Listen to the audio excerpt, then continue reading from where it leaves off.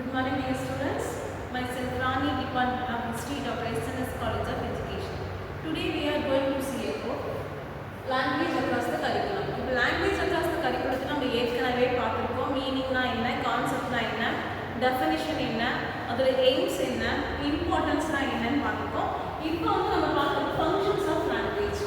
ஃபங்க்ஷன்ஸ்னா அந்த மொழியின் செயல்பாடுகள் எப்படி இருக்கு, ஒரு மாணவன்கிட்ட நம்மளுடைய செயல்பாடுகள் நம்ம எந்த விதத்தில் அவனை ஊக்குவிக்கிறோம், அப்போ அது வந்து அந்த குழந்தைக்கு எப்படி போய் சேருது. ஒரு மாணவனுக்கு வந்து நான் சொல்கிற அந்த ஆக்டிவிட்டி செயல்பாடுகள்லாம் நம்ம ஆக்டிவிட்டியை தான் சொல்கிறோம்.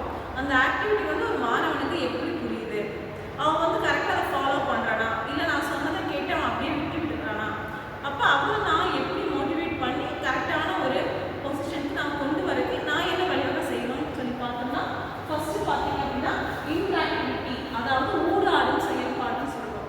இது வந்து பார்த்தீங்கன்னா அந்த ஒரு தகவல் தொடர்பு தான். இது வந்து அந்த குழந்தைக்கு வந்து கரெக்டான முறையில் போய் சேரணும். ஒரு மொழி இல்லாமல் எதுவுமே இல்லை. ஃபர்ஸ்ட் அந்த ஸ்டூடெண்ட் கிட்ட நம்ம எந்த ஒரு மொழியானாலும் புரிய விதத்தில் அவங்கள்ட்ட பேசப்படும் தான் அந்த குழந்தை வந்து கரெக்டாக அதை புரிஞ்சுக்கக்கூடிய ஒரு தன்மை உருவாகுது. அடுத்தது பார்த்தீங்கன்னா இன்ஃபர்மேட்டிவ் ஃபங்க்ஷன் சொல்கிறோம். இன்ஃபர்மேட்டிவ்னா தகவல், நம்ம எல்லாத்துக்குமே தெரியும் எந்த ஒரு விஷயமும் தகவல் இல்லாமல் எதையுமே நம்ம சொல்ல முடியாது. இப்போ ஒரு ப்ரோக்ராம் நடக்குது, இல்லை ஒரு ஃபங்க்ஷன் நடக்குது அப்படின்னா கரெக்டான விதத்தில் வந்து அந்த இன்ஃபர்மேஷன் போய் சேர வேண்டிய இடத்துல சேர்ந்தால் மட்டும்தான் இந்த இன்ஃபர்மேட்டிவ் ஃபங்க்ஷனை நம்ம பார்க்க முடியும், செய்ய முடியும், சரியான வழியில் கொண்டு செல்ல முடியும். அடுத்தது பார்த்தீங்கன்னா culture accumulation and historical transmission. அப்படின்னா கலாச்சார குவிப்பு, இதில் வரலாற்றோட கலாச்சாரத்தையும் நம்ம மாணவர்கள் சொல்லலாம். இப்போ என்ன சொல்லலாம், வரலாற்று நம்ம ஹிஸ்ட்ரி பார்க்கும்போது பண்பாடு சொல்லலாம். காலம் காலமாக நம்மளுடைய தாத்தா பாட்டி, நம்மளோட அப்பா அம்மா, நம்ம தாத்தா பாட்டி என்ன ஃபாலோ பண்ணாங்களோ அதே மாதிரி நம்ம அப்பா அம்மா ஃபாலோ பண்ணுவாங்க, அதை தான் நாம ஃபாலோ பண்ணுவோம். இப்போ ஒரு சாமி கும்பிட்ற விதம், அப்போ அது என்ன வழக்கமாக அவங்க செஞ்சாங்க, எந்த கோயிலுக்கு போனாங்க, நம்மளுடைய அந்த கால கோயில்கள் என்ன, அப்போ என்ன இதுக்காக என்ன நம்ம பரிகாரம் செய்யணும் அப்படின்னு நம்ம தாத்தா பாட்டி சொன்னது அப்பா அம்மா சொன்னாங்க, அதே தான் நம்ம விரதம் இருந்து கடைபிடிக்கிறோம். அதே மாதிரி தான் குழந்தைகளுக்கு வந்து எது சரியான முறை, எந்த முறையில் போகணும் அப்படின்றத வந்து நம்ம எக்ஸ்பிளைன் பண்ணுறது. அடுத்தது வந்து குவாலிட்டி ஆஃப் பர்சனாலிட்டி, இது ரொம்பவே முக்கியம் இல்லையா. இதில் பார்த்தீங்கன்னா ஆளுமை செயல்பாடுன்னு சொல்லுவோம். இந்த ஆளுமை செயல்பாடு வந்து ஒரு மனிதனுடைய நடவடிக்கைகளை தான் மெயினாக சொல்லுது. இப்போ ஒரு மாணவன் வகுப்பறையில் இருக்கான் அப்படின்னா அவனுடைய ஆளுமை செயல்பாடு எப்படி இருக்கு, எது சொன்னாலும் ஒபே பண்ணுறானா, இல்லை நாளைக்கு பண்ணுறேன் அப்படின்னு அவன் சொல்கிறானா, இல்லை அவன் நாளைக்குன்னு சொல்லிட்டு செய்யாமல் இருக்கிறானா, நம்மளை அவாய்ட் பண்ணுறதுக்காக அப்படி பதில் சொல்கிறானா, இல்லை அவனை உண்மையாக தான் சொல்கிறானா, அப்போ அவனோட பர்சனாலிட்டி எப்படி இருக்கு. இப்போ ஒரு மாணவன் பள்ளிக்கு வரும்போது அவன் பர்சனாலிட்டி எப்படி இருக்குன்னு நம்ம பார்க்கணும். கரெக்டான விதத்தில் அவன் இல்லை அப்படின்னா சரி பண்ணி கொண்டு போகிறதுக்கான வழிவகையில் ஒரு ஆசிரியர் தான் செய்யணும்.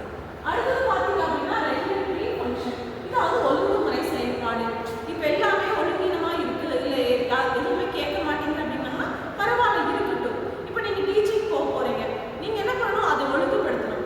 அப்போ மாணவன் வந்து சரியான வரிசையில் உட்கார்லையா, நாம் சொல்கிற இடத்த விட்டு மற்றொரு இடத்துக்கு போகிறான், இல்லை நம்ம சொல்கிறது ஹோம்ஒர்க் பண்ணிட்டு வரல, ஒரு அசைன்மெண்ட் பண்ணல, ஒரு டாஸ்க் பண்ணல அப்படின்னா அது சரியான முறையில் அந்த மாணவன் செய்யறதுக்கு நம்ம அந்த திட்டத்தை ஏற்படுத்தி கொண்டு வரணும்.